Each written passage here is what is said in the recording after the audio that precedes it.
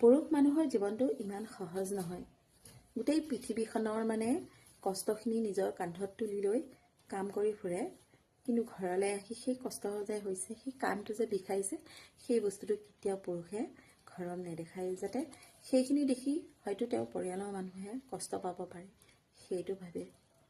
গোটেই আঁতৰত গৈ কাম কৰিলে ঘৰ নচলে, কি বাহিৰত গৈ কাম কৰিলে ঘৰ নচলে, অথচ তেওঁ বহুত দূৰতো গৈ কিছুমান পুৰুষে কাম কৰিবলগীয়া হয়, কিয়নো সেই ঘৰৰ পৰিয়ালৰ মানুহখিনি সুখী কৰি ৰাখিবলৈ, যাতে তেওঁলোকে সুখত থাকক, কষ্ট নাপাওক, সেইবাবে নিজেই সকলোখিনি কষ্ট সহ্য কৰি কাম কৰি যায়।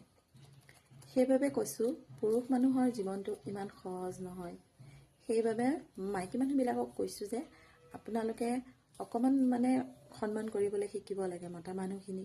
মতা মানুহখিনিয়েই যে চব সময়তে মাইকী মানুহক সন্মান কৰিব, সেইটো কোনো কথা নহয়।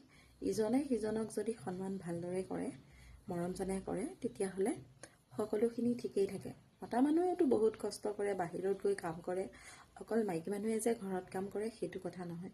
মতা মানুহেও সেই পৰিয়ালটোৰ মানুহখিনি কিবা এটা ল'বলৈ কাৰণেও পাহৰি যায়, নিজৰ কাৰণে।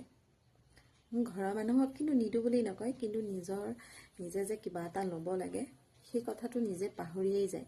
যেতিয়া বিশেষকৈ বিয়া পতাৰ পিছত মতা মানুহবিলাকে বহুত সলনি হৈ যায়, নিজে কিবা খাব লাগে, ল'ব লাগে, এইবিলাক সকলো পাহৰি যায়।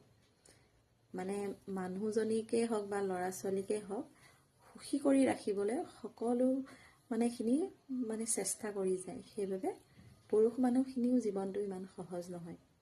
আমাৰ মাইকী মানুহৰ জীৱনটো যেনেকুৱা, পুৰুষ মানুহৰো তেনেকুৱা, বহুত কষ্ট কৰে পুৰুষ মানুহে। সেইবাবে তেওঁলোককো সন্মান কৰিব আপোনালোকে।